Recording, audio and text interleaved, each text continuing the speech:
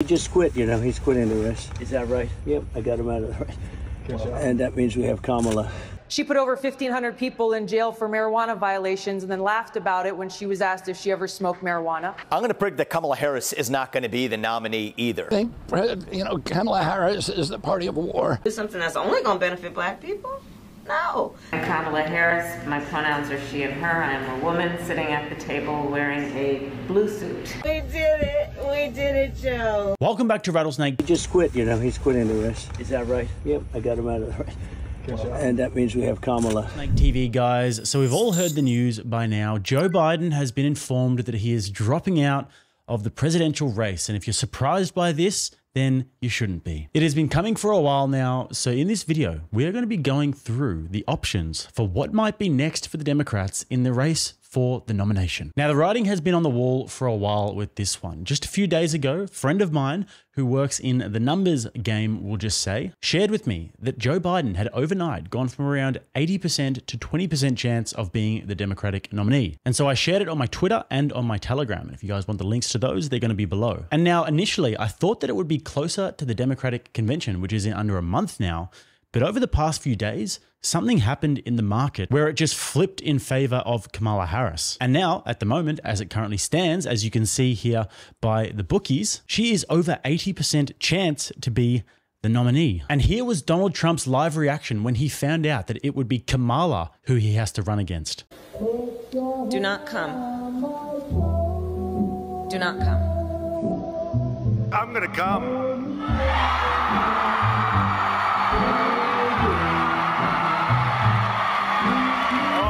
No, but seriously, Trump actually did call this after the last presidential debate, which was caught on a hidden camera. Oh, Mark, how did I do with the debate the other night? Oh, fantastic. He kicked that old broken down pile of crap. Yeah. It's a bad guy. He just quit, you know, he's quitting the race. Is that right? Yep, I got him out of the race. And that means we have Kamala. I think she's going to be better. She's so bad. She's so pathetic. It's so amazing.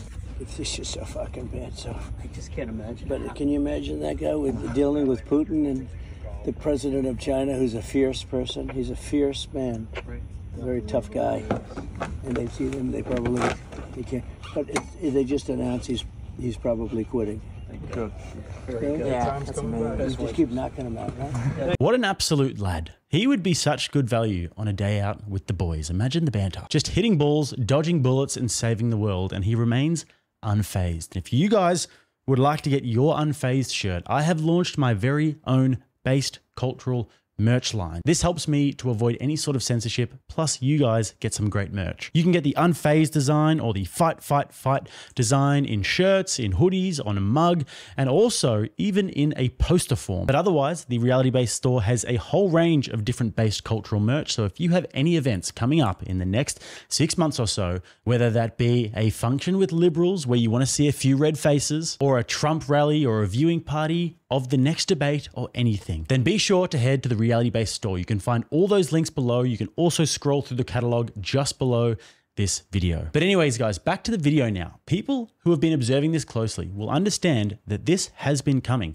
And individuals like Vivek Ramaswamy have been sounding the alarm about this for a while now. And Vivek was right about this. So let's check out what Vivek has had to say about this today. So look, I say this as somebody who a year ago predicted Joe was not going to be the nominee. I'm going to predict that Kamala Harris is not going to be the nominee either. And the reason is if they get one shot, they're going to take their absolute best shot that they can. Who is it? That's clearly not Kamala Harris. Well, look, I think there's a lot of open possibilities. I would not write off the possibility that it ends up being Michelle Obama. She checks off the same identity politic boxes, and it's going to be somebody who's maybe above the fray that doesn't create the same kind of infighting that could debilitate their party. So Barack, the reality, Sean, Barack is literally leading the charge, trying to keep his, keeping plausible deniability, and then his own wife takes over. What do you call that? I think you call it realism. Sean, the reality is they're going to take their best shot. They waited till after the RNC convention. That timing is optimal for them because it gets closer and closer to the eventual election. They're going to drag this out, I predict, through the Democratic nomination convention at the DNC in late August. I think Michelle Obama is not off the table. But you know what our message is? And I know President Trump would agree with this as well. Our message to the Democrats is, you know what? Put up the best possible ticket that you can. That'll be good for your party. It'll be good for the country. And it doesn't matter because we're still going to win because our vision for this country is the stronger one for all Americans. That's how we win. It's not fair, voting of course is it's in not. 56 But the days. reality is, Sean, we have to defeat this. So this begs the question as to what is going to happen over the next month or so. Right now, it's all Kamala, Kamala, Kamala. And it seems like an ideal time for the people who are actually running the country to tell Joe Biden that he's no longer going to be playing president. Because at this moment, they have a more clear view of the playing field. The Trump assassination didn't go to plan. They now know who Trump's VP is going to be, obviously J.D. Vance, and now they know what they're up against, so they can strategize as to what's going to happen next. And so Joe Biden has endorsed Kamala Harris, as have many others. And I, like Vivek, am not really buying it. So let's have a look at some of the other options that are available. First of all, they've got Gavin Newsom, a man who had sexual relations with his campaign manager's wife back in the day and is also largely responsible for the absolute disaster that is San Francisco, where gay men pee on each other in the streets at pride parades, criminals have free reign to loot small businesses, and homeless drug addicts set up their camps on your front lawn. He has now done the same thing to California as a whole. But, and this is a big but, he has nice hair and he speaks in full sentences, so he would probably be a great president. And, I mean, Gavin Newsom did seem for a little while there like a likely candidate to replace Joe Biden if they wanted somebody who could at least sort of hold his own in a debate, and somebody who might look like they present well to a less observant, less critical thinking audience. And then there is Michelle Obama, who's more of a fantasy than a reality for the Democrats, who just yearn for the days of old, when Barack and Big Mike were just sitting at the helm. Or there's the option of Hillary Clinton. Maybe there could be a final showdown between her and her arch nemesis, Donald Trump. Maybe, just maybe, Hillary could try and catch that body that's been on her list for so long, but she just has not managed to check it off yet. But guys, according to the bookies, despite what we all think might happen, these candidates are all sitting below 4% likelihood. I mean, could be worth a bet, not financial advice. But for now, it looks like they're stuck with Kamala. Newsom doesn't look like he's a serious candidate, and then Michelle Obama and Hillary Clinton are already pulling the strings from the shadows. So why would they want to come out and do the frontman thing? They just need an obedient, obsequious, low IQ person who's happy to just do what they're told as long as they can pretend to be president. And this was the Democrats' plan, by the way. The incompetent and retarded candidates are all by design. They need people who can be easily controlled and who are sellouts, so that the establishment, who is really in charge of the country, is able to keep on destroying the country uninterrupted. They can't have free-thinking candidates. I mean, there are a lot of candidates that are Democrats who would have been much more popular than Joe and Kamala. But three in particular come to mind for me that would have been much more popular with the Democratic base and maybe with the center as well. You've got Bernie Sanders, who is obviously more of a radical socialist, and he wouldn't win because he's not as appealing to the center. But then you've got Tulsi Gabbard, who would be an extremely popular candidate and would take a lot of votes from the center.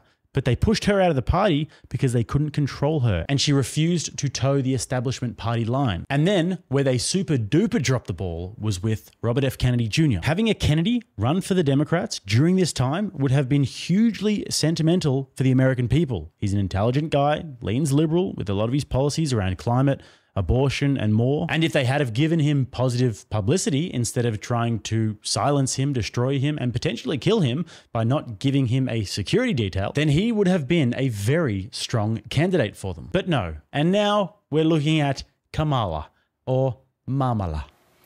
We all need a mom. I've been thinking that we really all need a tremendous hug in the world right now. But in our country, we need you to be Mamala of the country. Tell my man, shut up. Shut up. And as a woman who respects so much and wants to share and wants to be confident and has no ounce of me that has competitiveness, when we lift each other up, we all rise. That's exactly right. Shut up! Shut up! And now, speaking of Tulsi Gabbard and RFK Jr., let's have a look back at the time when Kamala Harris got on stage and tried to debate Tulsi, and Tulsi absolutely ripped her to shreds, followed by what RFK had to say about Kamala's record. Now, Senator Harris says she's proud of her record as a prosecutor and that she'll be a prosecutor president, but I'm deeply concerned about this record. There are too many examples to cite, but she put over 1,500 people in jail for marijuana violations and then laughed about it when she was asked if she ever smoked marijuana. She blocked evidence. She blocked evidence that would have freed an innocent man from death row until the courts forced her to do so. She kept people in prison beyond their sentences to use them as cheap labor for the state of California. And she fought to keep cash bail system in place that impacts poor people in the worst kind of way. Thank you, Congresswoman. Before we get to the next part, guys, if you don't mind quickly smashing that like button, that would be greatly appreciated. Help me get this message far and wide. And also, if you're getting value from this channel, then please don't forget to hit that big, juicy red subscribe button. Back to it. I think, Kamala Harris is the party of war. She is, she's a war hawk. The Democratic Party was always the peace party. Kamala Harris is a war hawk on Ukraine. She's a war hawk on China. I think that we should be figuring out ways to coexist with the rest of the world as best we can. Of course, we need to protect our national security. I think she's not going to do anything about the national deficit. I've never heard her speak about the chronic disease epidemic, I think she's a product of the corporate control of our democracy. And she's one of the authors of, in terms of civil rights, she has one of the worst civil rights record of any public official. She's the author of one of the primary authors of the school to prison pipeline. She kept 5,000 people, despite a Supreme Court order that she released 5,000 prisoners of nonviolent drug crimes who were illegally in California jails. She kept them in there saying that we needed them for firefighting and for other public work services. And that's just a modern version of indentured servitude, a modern version of slavery. She was one of the two leading public officials in California, which now has the worst education system, 49th in education outcomes in the country. 50% of the homeless people in our country are in California, and she was behind those policies. Now, Tulsi also came out today sounding the alarm about Kamala Harris and endorsing Trump. The prospect of Kamala Harris making decisions about war and peace and where to send my brothers and sisters in uniform into harm's way is not only terrifying to us, it should be terrifying to every American, knowing that we would all pay the price for her dangerous actions and dangerous decisions. Everything you've heard me say about Hillary Clinton, the queen of warmongers, can also be said of Kamala Harris. There should be no question in your mind that if Kamala is allowed to be our president and commander-in-chief, she'll be the maidservant of this queen of warmongers, the head of this elitist cabal of warmongers that has gotten us into this place. They're the ones who've been calling the shots behind Joe Biden's presidency. They would continue to call the shots if Kamala Harris is president. And where have they led us? To the brink of war with multiple countries in all parts of the world, and closer to the brink of nuclear war and Armageddon now than ever before. The choice for us is very clear. If we cherish peace and freedom, and if we love our country, we must vote against Kamala Harris in this election on November 5th and vote for Donald Trump.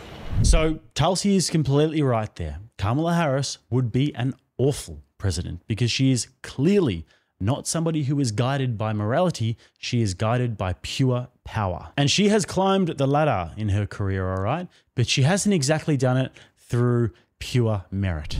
Long before she met Doug Emhoff, she dated some prominent men, including in 2001, former talk show host Montel Williams. Back then, he was the famous one and had to introduce her to the paparazzi. Now, the whole world knows who she is. Anyways, I think that she's also somebody who lies so much and so regularly that even she probably wouldn't be able to tell when she's lying or telling the truth. She's been blatantly lying to the American public for 4 years about the state of Joe Biden. Kamala was in on it. She covered up Joe's obvious mental decline. Our president is in good shape, in good health, tireless, vibrant, and I have no doubt about the strength of the work that we have done. But Kamala knew Joe couldn't do the job, so she did it. Look what she got done. A border invasion, runaway inflation, the American dream dead. They created this mess. Kamala owns this failed record. Make America Great Again Inc. is responsible for the content of this advertising. She lied about being a civil rights activist from childhood. Have a listen to this inspirational story.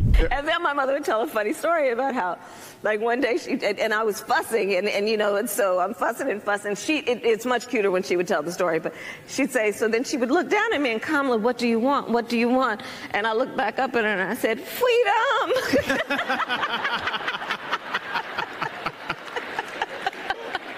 Guess what, guys? That is a story that is directly plagiarized from an interview between Alex Haley and Martin Luther King Jr. in 1965, which is publicly available. Let me read it to you. Apology if it's a bit grainy, guys. MLK says, I never will forget a moment in Birmingham when a white policeman accosted a little Negro girl, 7 or 8 years old, who was walking in a demonstration with her mother. Quote, what do you want? The policeman asked her gruffly. And the little girl looked at him straight in the eye and answered, freedom. Does that sound familiar? Here's another one. We are going to the border. We've been to the border. So this whole thing about the border, we've been to the border. We've been to the border. You haven't been to the border. And I haven't been to Europe. Now, Kamala and Hillary Clinton have more in common than just both being Democrats and also just being motivated by pure will to power. They also both try to pander to black people in a way that makes you want to instantly throw up in your mouth. What's something that you always carry with you? Hot sauce. Really? Yeah. Really? Are you getting information right now? Hot sauce. Hot sauce in my bag, swag? Hot sauce. Really? Yes. Now listen, I just want you to know, people are going to see this and say, okay, she's pandering to black people again. Okay. Is it working? Yeah. And yet today, extremists passed book bans in this year of our Lord 2024. Well, they also try to erase, overlook, and rewrite the ugly parts of our past. Have you ever smoked? I have. Okay. Like in And college, I inhaled. I did inhale. Okay. It was a long time ago. What does Kamala Harris listen to? What were you listening to when you was high? What was on? What song was it? Oh my goodness. Oh yeah, definitely Snoop. Tupac.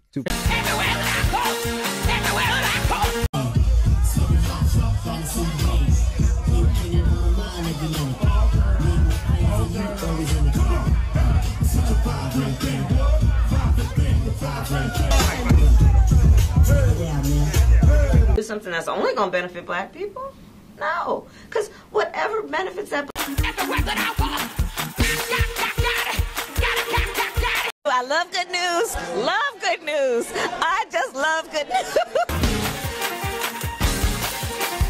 The bias that has long existed, racial bias, from redlining to the issue of racial bias in home appraisals when a black family tries to sell their home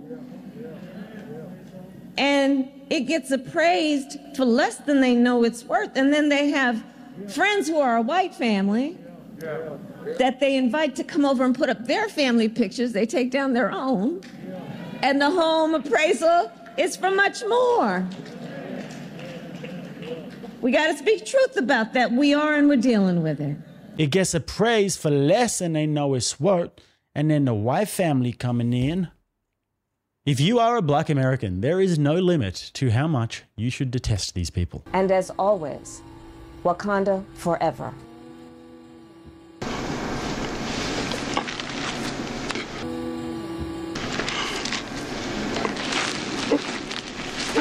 But just how much does Kamala really embrace black culture? By the sound of those little clips, she is really about that life. She likely grew up on the mean streets of South Central LA, where she fell asleep at night to the sounds of hip-hop music, muffling the sounds of gunshots. And then best rapper alive.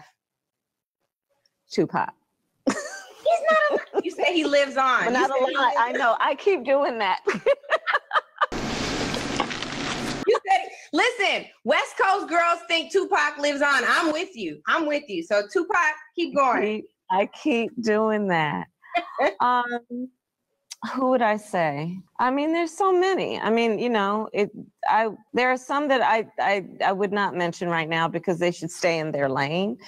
But others, I don't know what that means. I want to know who one of those are. Keep going. Keep moving. Okay, Keep moving, Angela.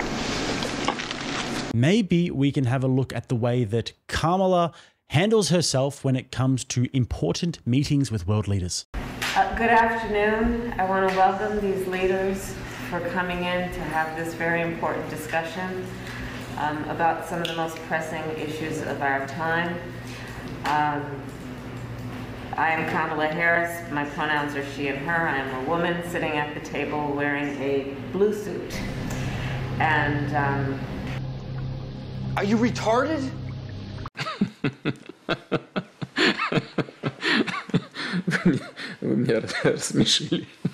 Now let's have a listen to Kamala discussing the work we need to do. And if this doesn't put a rocket underneath you and give you some serious hope for the future, then I don't know what will. Today, the business of our work is for the council to report on the work that has occurred since our last meeting across these areas. We will today also discuss the work yet ahead, the work we must still do to continue to move forward. Sometimes I'll start a sentence and I don't even know where it's going. I just hope I find it along the way. Now, speaking of the future, Kamala does sometimes say the quiet part out loud. When we invest in clean energy and electric vehicles and reduce population, more of our children can breathe clean air and drink clean water. Investing in a smaller population, are we, Kamala? You don't say. But guys, it's not all bad. There is one sentence that she has practiced. I can imagine what can be and be unburdened by what has been. You know?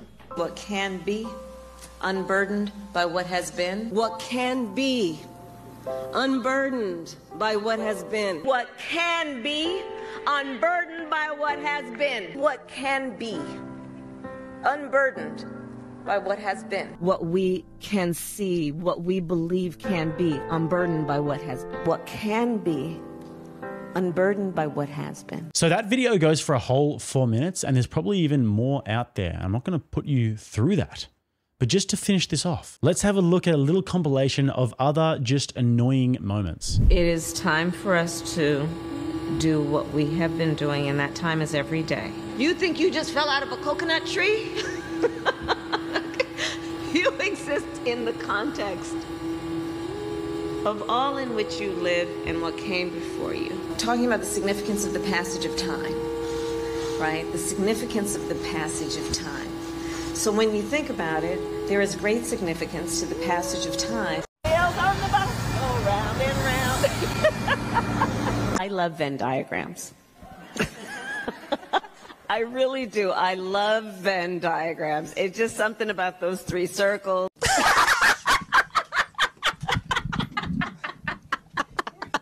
We did it. We did it, Joe. You're going to be the next president of the United States. To work out. That's when you did the, we did it, Joe. So I've got to ask you. All right, Bess. Talking about the significance of the passage of time, right? The significance of the passage of time. So when you think about it, there is great significance to the passage of time in terms of what we need to do. And there is such great significance to the passage of time. Who doesn't love a yellow school bus, right? Can you raise your hand if you love a yellow school bus, right? Poor hubby.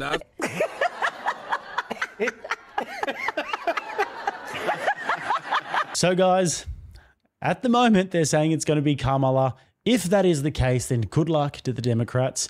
good luck to America and the world if they manage to usher her into office. But before we go, guys, just imagine for a second that God hadn't have intervened in Donald Trump's assassination and Donald Trump hadn't have turned his head just slightly. Imagine if he was murdered on live TV. The Republican National Convention would have been a few days later.